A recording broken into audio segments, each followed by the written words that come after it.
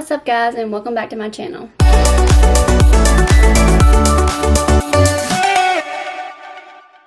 Today is going to be a little different type of video. I'm hoping within the next couple weeks I'll have a different background. And I had a lot of requests for this video, and I wasn't going to do it at first because I was thinking I don't want people to get in the comparison mindset. I don't want them to think of me as competition. I don't want them to, think they're failing if they don't do 3 books in a year.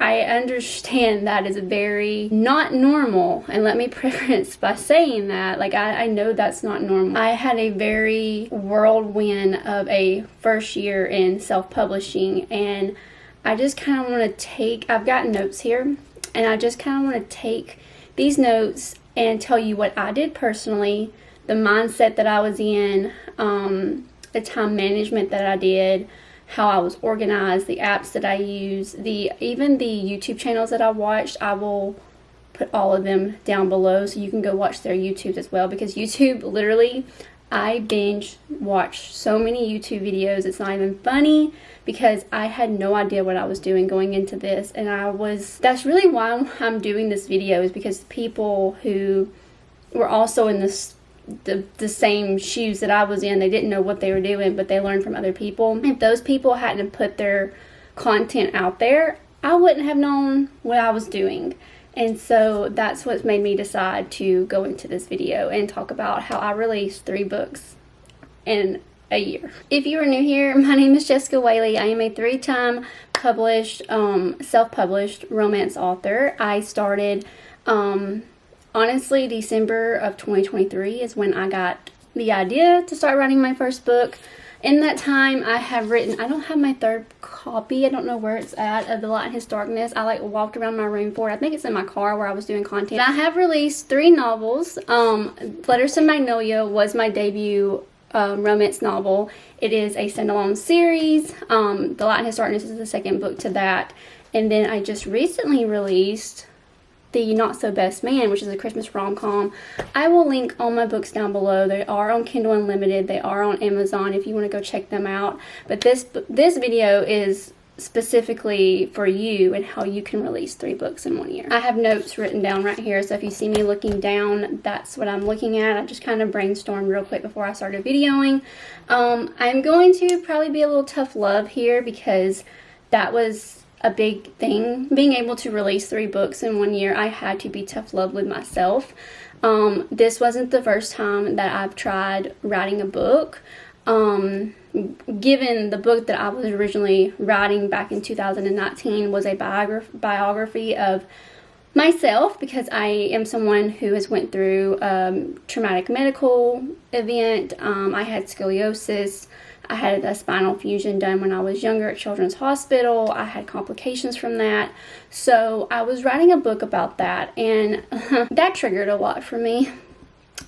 A lot. So I decided real quick, and then, COVID happened and all that, and I was just like, you know what? This is God telling me this ain't your time, boo. This is not your time. Chill with it. You still have some learning to do. I think that's really a big deal when people get in the comparison mindset, especially on social media. They look at all these people and what they've done all year, and the look at me culture. But you don't know the journey that got those people to that point. You don't know the life lessons, the heartache, the hardship.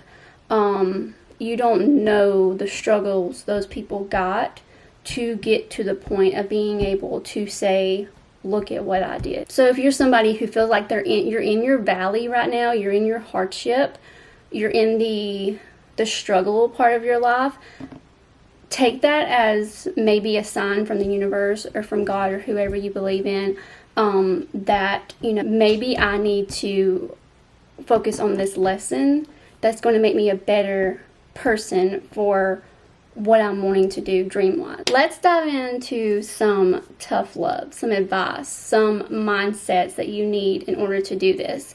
Writing a book it's not easy. And I think I read a quote one time that said like only 3% of people in the world actually finish their first rough draft.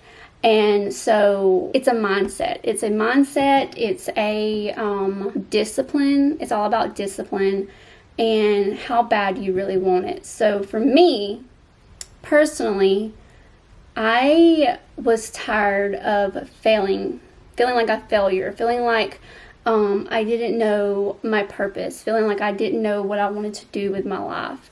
And I realized real quick that I love to read. I love romance books. I've always loved romance books. And I just love the feel of a happily ever after. I've always been artistic. I've always had that electronics, cameras, art, anything you can make with art as far as filming, photography, writing scripts, writing poems, like that was just something I was always drawn to and I love to do. So when, you know, the thought came to me, hey, I'm going to write a book, I did not realize the mental state I had to be in to get that book done. Looking back on 2024, when I started writing Letters to Magnolia in January of 2024, which is almost a year since then. That's insane to me. But looking back on that, no was not in my vocabulary. Failing was not in my vocabulary. I wanted it more than I wanted to breathe, more than I wanted to eat, more than I wanted to do anything. And that's how I knew I wanted to write this book more than I've ever wanted anything in a very long time. It wasn't just to say that I could write it. It was more of a healing journey for me because I had a lot of traumas in my life that I wanted to get out on paper, but I didn't really know how. And so it was very healing. Letters to Magnolia was the book that showed me I can do this.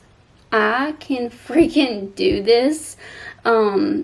It was getting over negativity. So that's a big deal. Getting over negativity, because when you start telling people about things that you're doing, when you start doing something that is not common to the everyday 9-to-5 jobs that people work, building somebody else's dream, then you're going to get pushed back on. You're going to get told that you're crazy, that's never going to work, you need to have a plan B, or you're going to get the jealousy side of it where people are going to say you're cringe, say you won't ever be able to do that, say, well, she's not smart enough, she can't do that, does she really think that's going to, like they're going to put off their insecurities onto you. That's all negativity is people putting their insecurities off on you. And when you really understand that, it's a game changer for your mental state as far as writing a book goes. Because I've had instances in my past where people have told me what I was doing was stupid, or it was cringe, or I would never be able to succeed, and I believed them. Why do we believe people who don't walk in our shoes? Who don't feel the things we feel, who don't have the life experiences that we have, who don't have the same ambitions and personality and all? Like, why do we listen to people who don't pay our bills? We're gonna stop doing that. It's 2024. Stop. Do what makes you happy. When I understood that other people's negativities are just them, and their life circumstances, and their traumas, and their unhealed whatevers, that's when the game changed for me. That was when I mentally could put on my blinders and be like, this is for me. I'm gonna do this for me.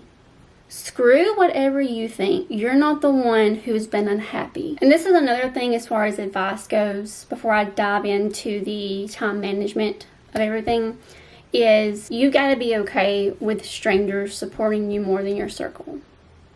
Strangers supporting you more than your friends and your family and those who are supposed to be closest to you. One of the hardest lessons I learned in 2024 was those close to you don't want you to succeed. It's almost like you are paving a new way that they haven't been able to do. And because y'all are so close and they know you on a personal level, it does something to them because they're not allowing themselves to chase their dreams too. So jealousy takes over. And I've seen it so much this year. I have seen it a lot more than I wanted to. And you've got to be okay with that. You've got to be able to push those who don't support you out of the way. And what I mean by that is you can still love them. You can still see them from time to time if you want to. You can still talk to them from time to time if you want to. But in order to chase that dream and to build that new life that you want for yourself, those who aren't going to level up with you don't get to come with you. If they're not going to support you here, then they shouldn't get a seat here. I'm a very big people pleaser. I'm very big into helping family and friends. I will give the shirt off my back to those who would leave me hanging if I needed it. And this year I really learned that.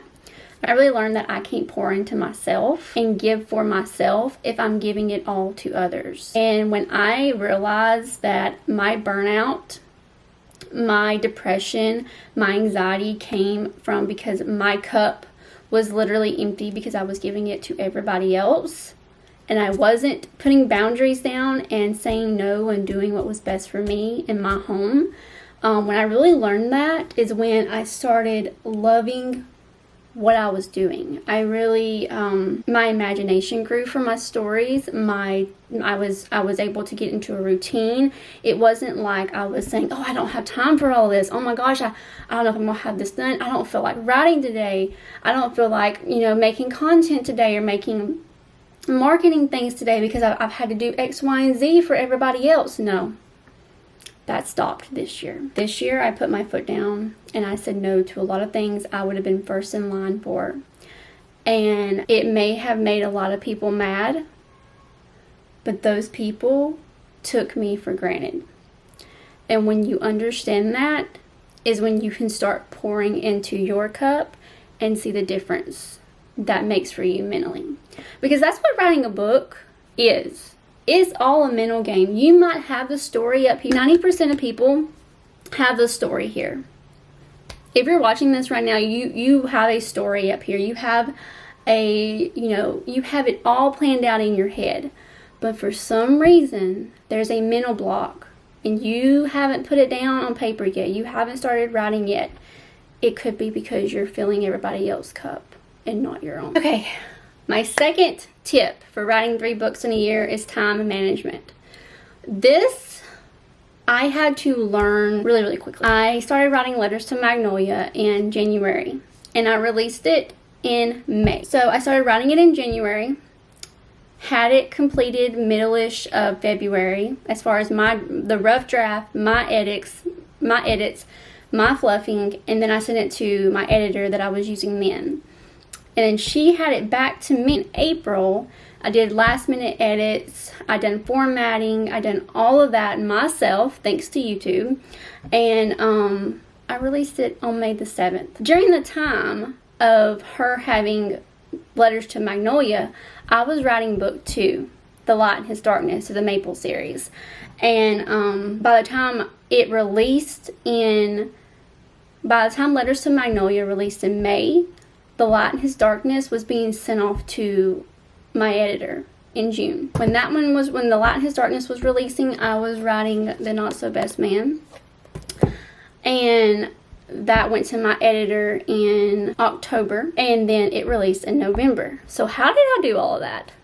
Let's get in. I would say the second most important thing besides mindset and getting in the right mindset, setting boundaries, would be your time management. If you don't schedule out your writing days, you're going to be behind if you take it seriously and really want to get the book out within a certain amount of time. So what I do, let's take Letters to Magnolia, for example.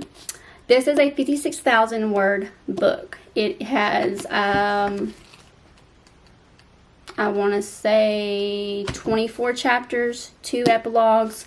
I knew, so for a novel, everybody's different. Everybody will tell you different. But Google says 40 to 50,000 words is considered a novel. The Not So Best Man is around 46,000 words. It's smaller, so you can see the size difference. But it's still considered a novel per Google. How did I write these?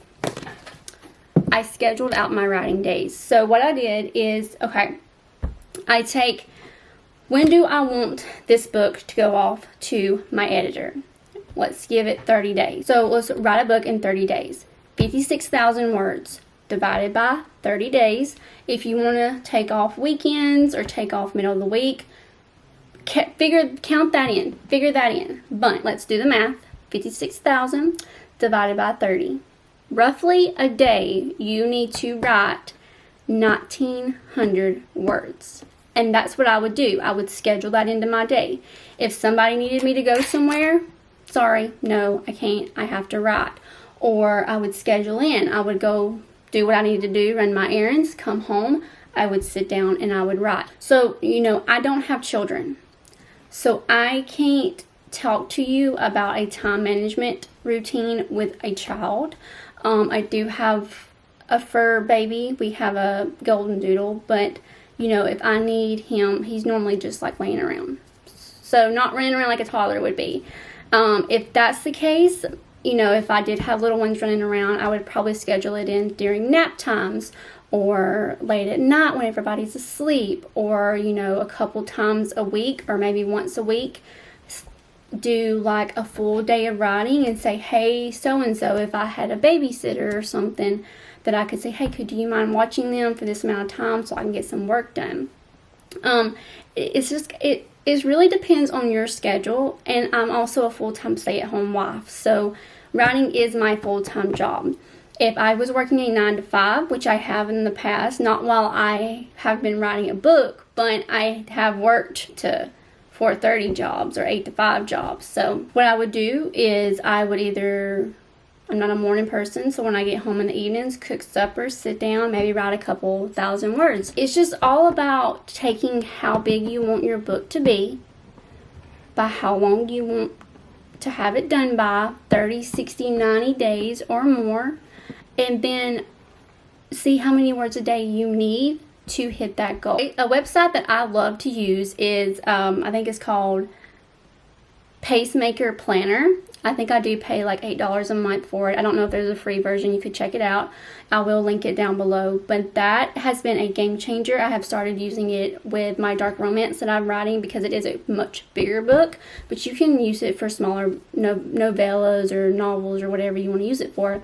But it is a planner as far as like you put in literally your start day, your end date, how many word count goal, like your word count goal, and then it breaks up how many words you need to write that day. And it's got how do you want to work on the weekends, if you can select no or lightly or heavily. It'll determine the word count for the weekends on then. If I miss a day, all I do is I will take the day that I miss and just add it into the next day or whenever I start writing again to catch up. I love this thing. It has been a game changer. It shows me the percentage on how much of the book I've got done. Like, very, very, very, very, very, very much worth the investment. So my time management looks like this. My days look like this. I'll get up in the morning. I will fix my breakfast. I will kind of wake up a little bit, and then I come and sit down at my little area where I work, and I will pull up Pacemaker Planner. I'll see how many words I need that day.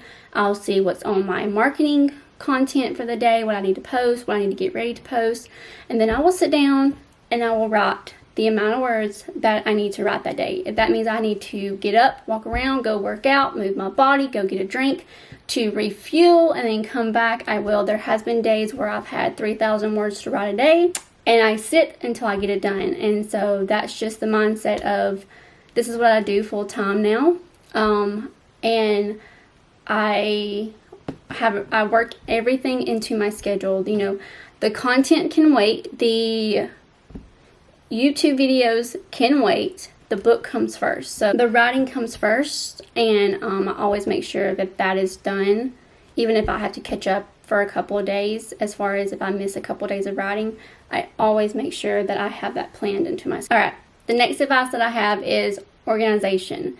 If you are not organized, this is going to be chaotic, and it's going to petrify you, and it's going to freeze you, and it's going to make you not want to work. So I am big on organization. It makes me feel happy and professional, and it just makes me not feel like I'm very overstimulated. Like I get overstimulated so easily.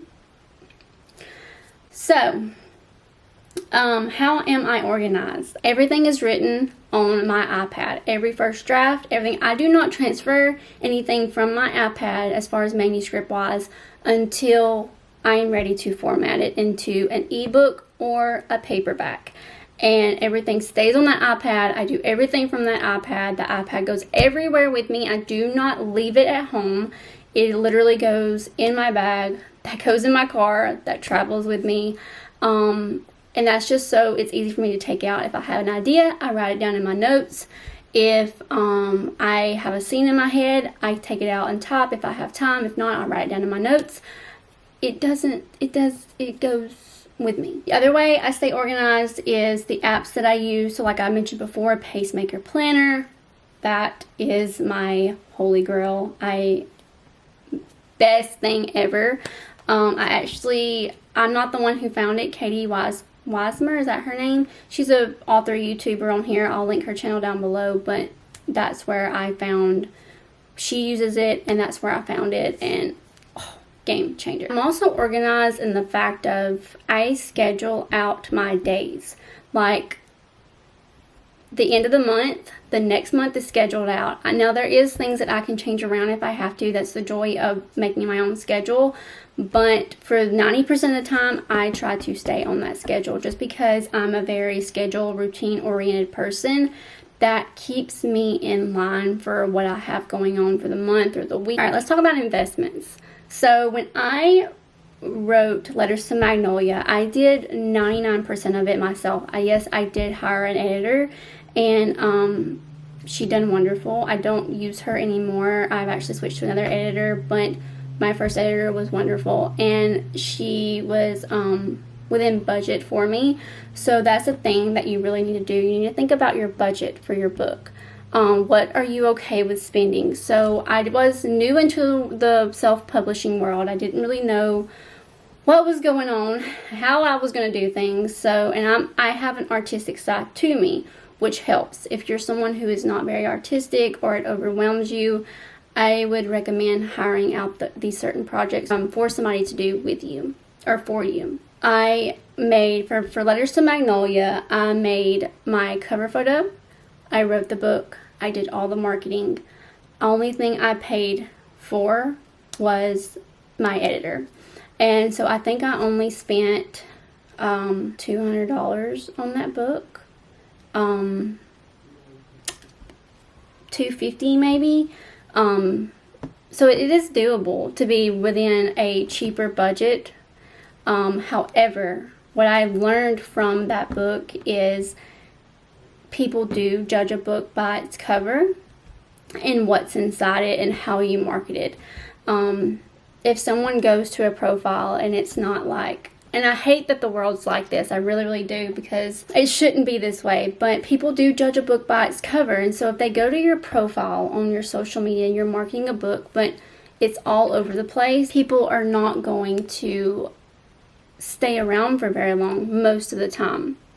And so things that I have invested in within the second book and third book is my book cover. I actually made the book cover for The Light in His Darkness, but for my third book, which was The Not So Best Man, I had this made by Booked Forever Shop. She was awesome to deal with. I will link her stuff down below. I will use her for future book covers as well. And then for my dark romance, I use a different cover designer. They were awesome. I will put their website down below as well. I did pay more for that cover, but it was chef kiss, y'all. Like, I cannot wait for this cover reveal on December the 5th.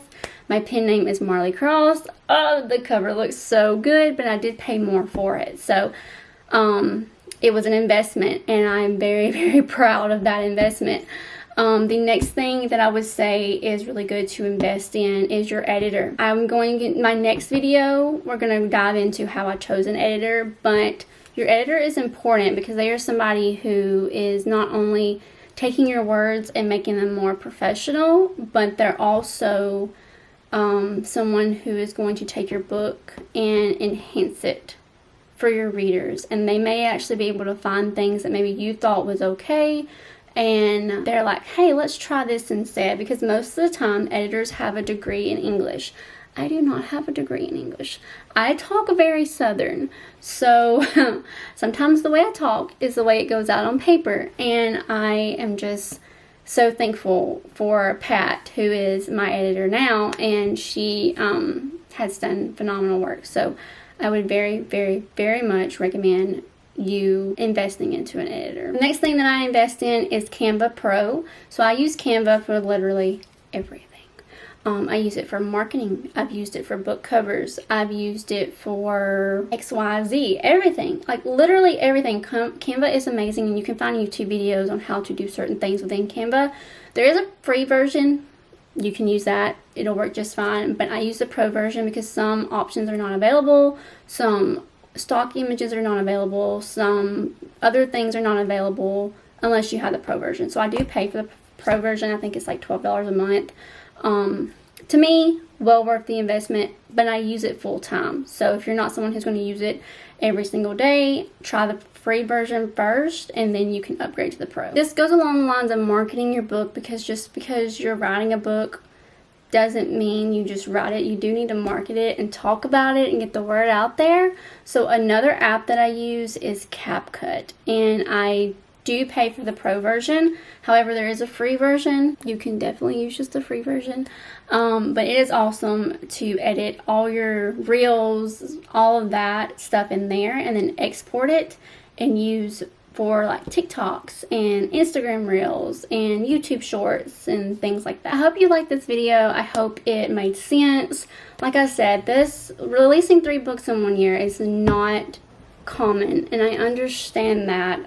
This was a year that I literally started out sprinting, not walking, not crawling. I started sprinting, and I've learned a lot of lessons. I've learned a lot of things in general, and I'm so excited for what 2025 is going to bring for my career and, you know, writing and all the books that I'm going to be able to get out into the world.